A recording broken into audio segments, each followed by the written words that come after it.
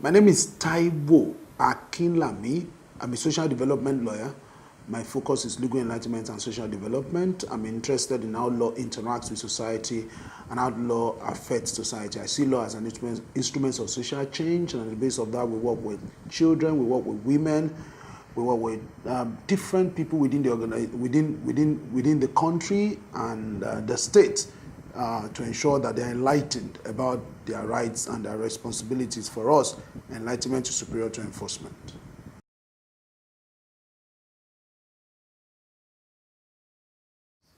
Well, I think our perception, societal, about domestic violence is faulty, in the sense that when we discuss domestic violence, many times we think and we conclude that it's a domestic matter, that whatever happens in a marriage between a man and a woman, or between a woman and a man, should be kept within the marriage. And that because of this thinking, when a wife becomes violent or a man becomes violent, you find that they keep it within themselves. They don't want to talk about it because they see it, again, everybody wants to show that his or her marriage is working, even when it is not. And so there's this, we're not truthful to ourselves, we're not sincere. So even when things are not going on well, we cover it up, we find reasons to remain in abusive relationships. Then take it to the parents of the couple now. You find a situation where a woman goes to the parents to say that my husband is beating me, my husband is molesting me, my husband is raping me, my husband is denying me of basic things that should accrue to me. And you see the parents of or the father and the mother of the wife saying that, please, we've released you to your husband, go back to your husband. We don't want to. Once we give out our daughter, we don't take our daughter back. Now it's because of societal perception. They think that when your daughter leaves the home of the husband, it doesn't matter why she left, is a disgrace, is shame to you. Then how many men are actually going to speak up to say that my wife is beating me, my wife is molesting me? Once you come out to say that, you are considered weak.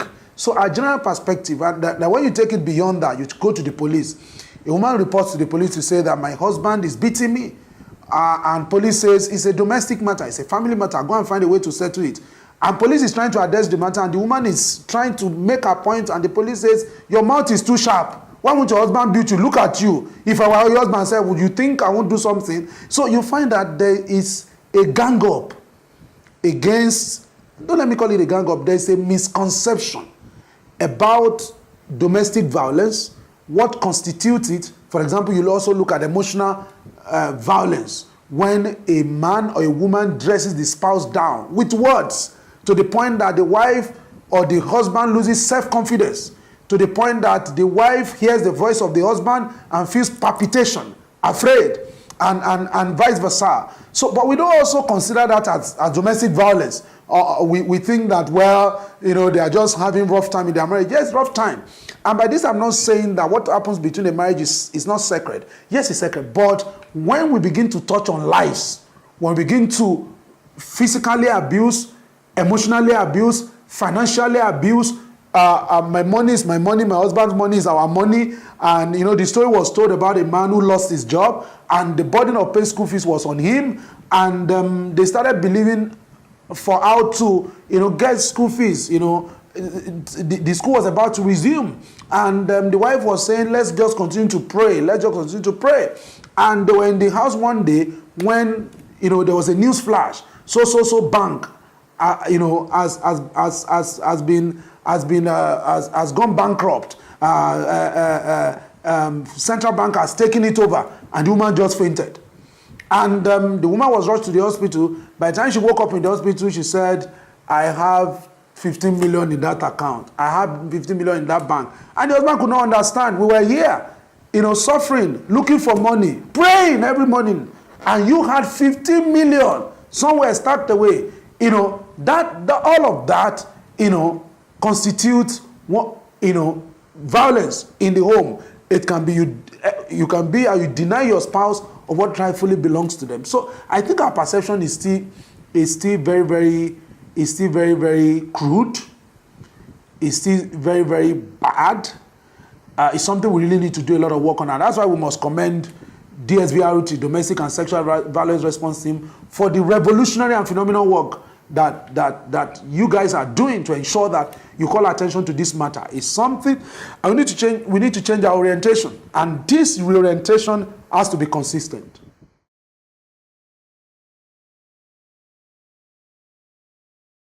There are two different perceptions, and let me quickly dwell on that.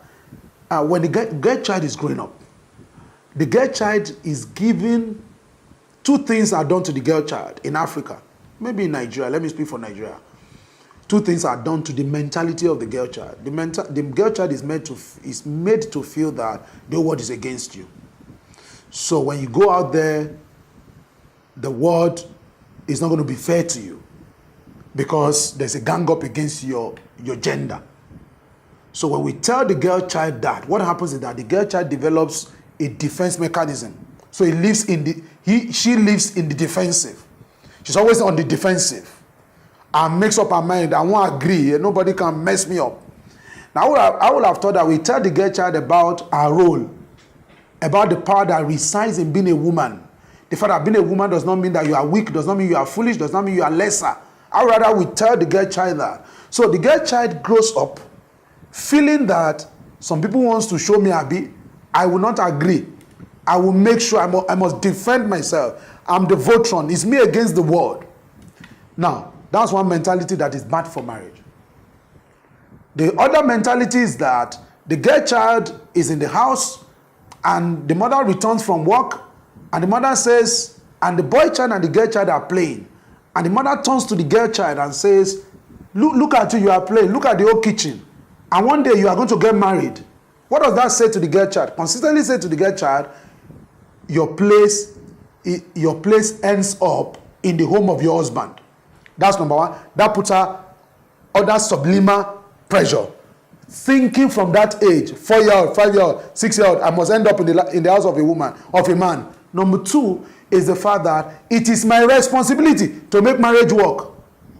Go and do this. One day you are going to get married. So the girl believes that it's my responsibility to make marriage work. So when she gets into the marriage, she enters marriage with those mentalities, depending on which one that is dominant.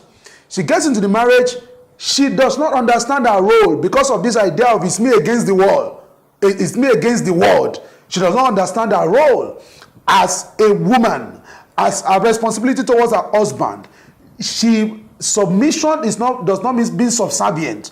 Submission means to submit to the governance of your home as led by your husband. That does not make your husband superior, because leadership does not mean superiority. It's just a matter of role and order, so that there can be order. There's somebody who's the box stop at his table. Any organization where there is no law, where there's no hierarchy, where there's no leadership, the organization cannot succeed. And so she does not understand that. She comes in with this idea of, I'm a woman, you can't put me down. So everything that happens when the husband says something, she sees from the perspective of, she wants to take advantage of me. She thinks I'm a woman. Then the other part is, that's one mentality women come into marriage with. The other mentality is, it's my responsibility to make marriage work. It's my responsibility to make marriage work. That's why mother told me to go and wash plates. That's why my brother was not on the roster to wash plates. That's why I was the one. So when the husband began to beat her, she began to say, I want to make my marriage work. When the husband began to verbally abuse her, reduce her to nothing, say things to her that make her feel like, that gave her suicide tendencies, suicidal thoughts, say, it's my responsibility to make it work. I want to stay in the marriage. Another one, you find children saying, have you seen men saying, I want to stay in the marriage because of my children? No, it is women that normally say so. I want to remain in the marriage because of my children, because of that mentality. So that is the perception. You now find few women who are able to maintain their dignity of human person, who have made up their mind. You cannot raise your hand on me, and you cannot be raising your voice at me at every point in time.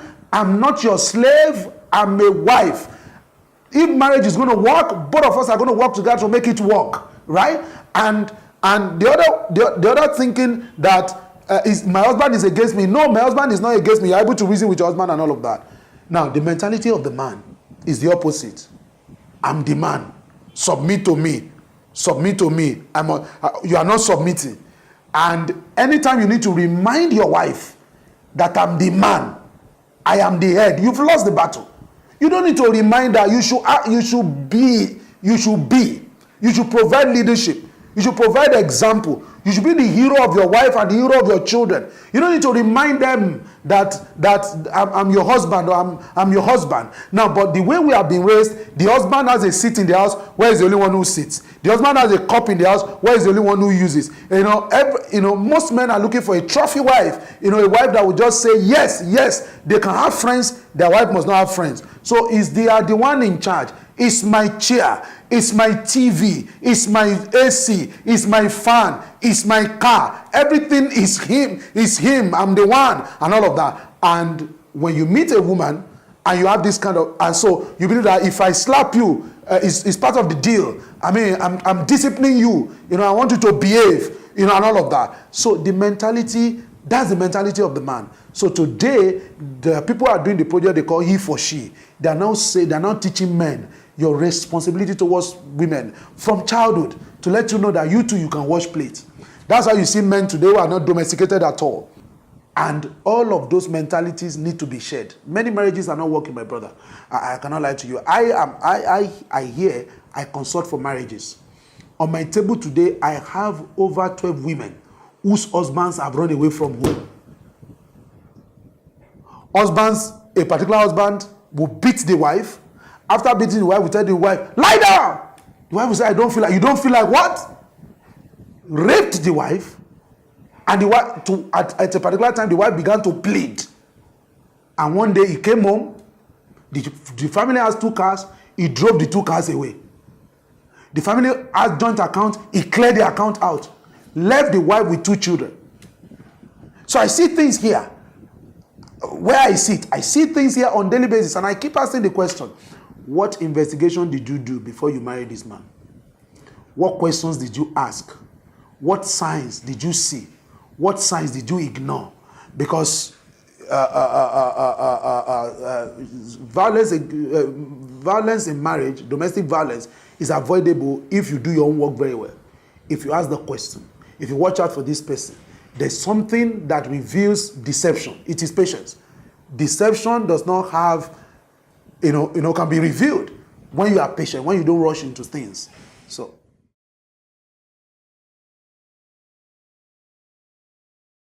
Yes, you see, I've spoken about the myth about silence. The fact that I don't talk about the violence I'm going through in my marriage because, one, if you are a man, I'm going to be considered weak. If you're a woman, I don't want to have this label of not being in my husband's house.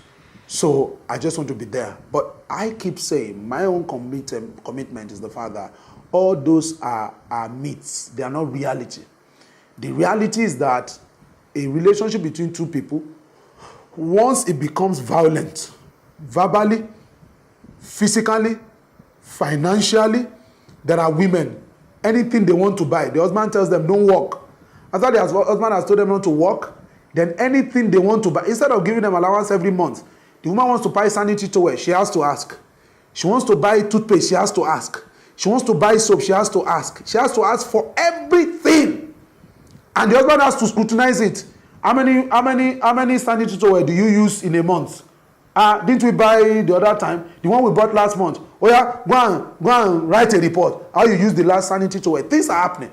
So once you begin to experience that, you must have a support system you can speak to. I'm not saying go to Instagram.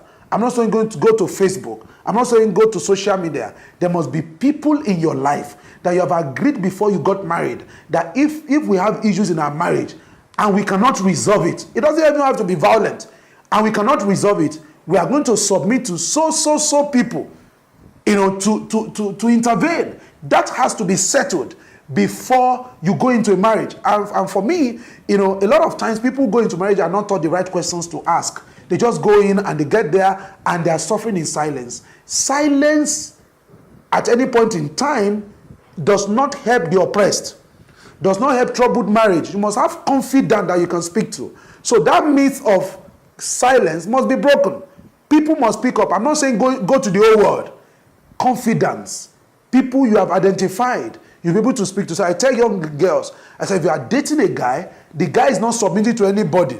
The guy does not show you a mentor, does not show you somebody he submits to. Be careful.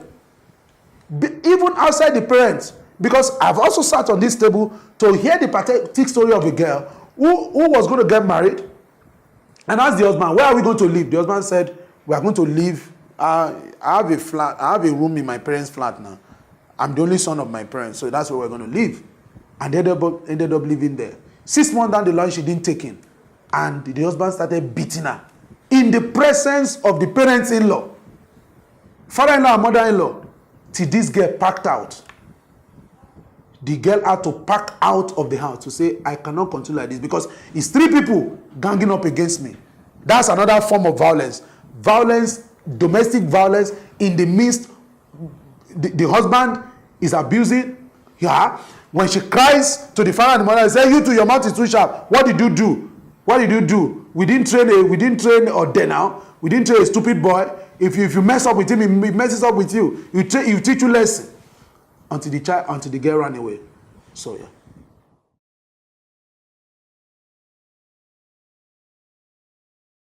Yes. The first thing is this. My own conclusion, having done this work for some years, is that I've listened to tons and tons of stories. Stories of victims and stories of the perpetrators. And I found that both the perpetrator and the one that abuse is perpetrated against, they are both victims.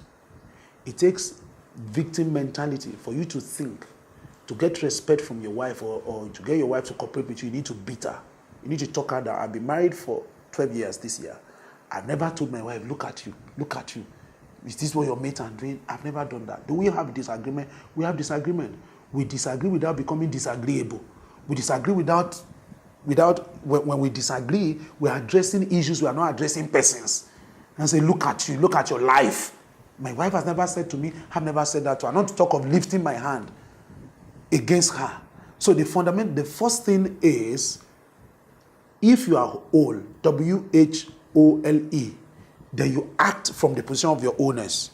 If you are broken, then you act from your position of brokenness. When a man is suffering from low self-esteem, which is a problem from adulthood is the manifestation of the errors or the rights of childhood. So if a man has low self-esteem, every little step that the wife takes, so to consider it an affront. If a woman is insecure, she can't ask the husband any question. Sorry, this text that I saw on your phone, I don't know, I'm sorry, I'm not suspecting, I just want to ask a question. So for me, the covenant of marriage, I don't think is superior to the covenant of living. If you are being abused physically, emotionally, financially, and you have gotten to a point of depression, from depression you get frustrated, from frustration you become clueless, from cluelessness you enter depression, from depression you begin to consider suicide. If you have gotten to that point, you must speak up. The marriage is supposed to be a glorious thing, a thing of joy. But when it becomes a burden, you are going home, your heart is beating. You see your husband call, you can't pick it, you are afraid, your heart is shaking. That's not my marriage, that's bondage. So my advice to people is to speak up. Speak up, look for help early. Look for help early. Find somebody to talk to. I met a woman who came to me who said, myself and my husband worship in the same church. My husband warned me, anything that is happening in this marriage, you must not tell our pastor. You tell our pastor, I kill you. And the woman came to me and said, what do I do? And my husband is a leader in our church, well respected and revered. But he has told me, the day you tell anybody what is going on here, I kill you, I kill myself. Decide which one you want to do. And the day the woman was talking to me, she was physically petrified. She was afraid, she was shaking. What do I do? I can't talk to my pastor. My husband must not know. What do I do? So you have to speak up. You have to speak up. Then you have to look very well before you leap. Study people before you end up with them. Let me round up with a pathetic story. So, a lady had this boyfriend, a dedicated boyfriend, committed boyfriend. To the point that the lady asked the boy, what is your weakness? You are too smooth. And the guy said, that's just me. I love taking care of girls. And one day, they were so close to the point that the girl had the key to his room, to his house. And one day, this guy said he had traveled, and this guy went to his house and got to the house, came in, opened the door, because he had her own key. She came in and sat down, and she saw that music was coming out of the room of the boyfriend.